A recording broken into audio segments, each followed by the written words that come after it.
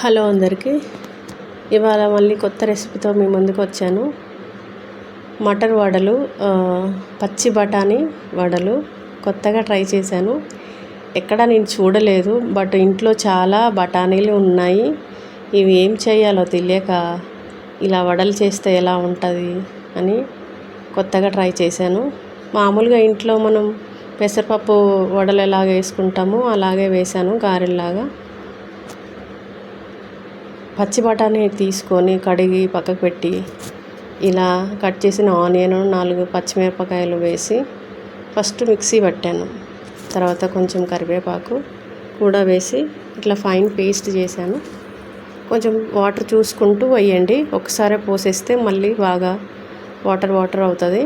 ఇలా కొంచెం కొంచెంగా చూసుకుంటూ వేసి తర్వాతకి ఒక బౌల్లో తీసుకొని జీలకర్ర, వాము, ధనియాల పొడి, సాల్ట్ వేసి కలిపాను. తర్వాత కొంచెం ఇంట్లో రైస్ ఫ్లోర్ ఉంటుంది కదా, బియ్యం పిండి, ఒక 2 స్పూన్స్ వేసి కలపాలి. ఇలా కొంచెం ముద్దలాగా వచ్చేటట్లు కలుపుకోవాలి. లేదంటే ఇలా నేను చూపిస్తున్నట్టు ఒక పేపర్ మీద కానీ క్లాత్ మీద కానీ అద్దుకొని ఇట్లా మధ్యలో రంధ్రం పెట్టి వేసుకోవాలి.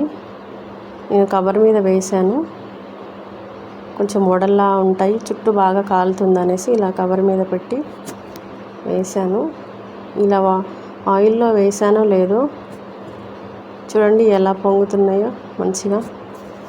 ఇలాగే అన్నీ 1 by 1 వేసాను.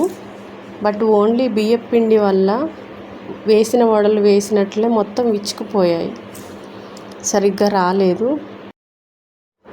నేను ఇక్కడ వీడియోలో చూపిస్తున్నట్టు సరిగ్గా రాలేదు, మొత్తం అక్కడికి విరిగిపోయాయి వడలు. సో మళ్ళీ నేనేం చేశానంటే మళ్ళీ కొంచెం ఒక 2 స్పూన్స్ శనగపిండి వేశాను. శనగపిండి వేసి బాగా కలుపుకున్నాను. బాగా కలిపి కొంచెం మంచి కన్సిస్టెన్సీ, ఇట్లా వడలు వచ్చే కన్సిస్టెన్సీలో ఇలా శనగపిండి వేసి బాగా కలపండి, ముద్దలు లేకుండా చూసుకోండి.